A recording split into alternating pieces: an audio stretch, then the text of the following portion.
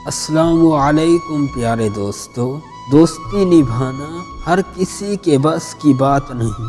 अपना दिल दुखाना पड़ता है किसी और की खुशी के लिए।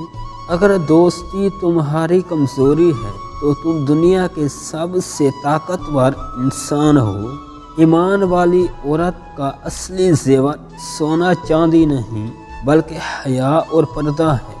आजमाए हुए की दोबारा आजमाइश करना और शरीर ज़बां को दोस्त समझ लेना ख़तरनाक है।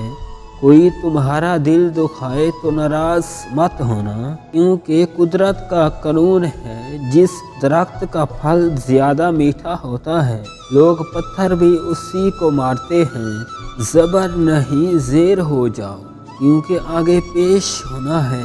हम अपनी गलती के लिए बेहतरीन वकील और दूसरों की गलती के लिए बेहतरीन जज हैं।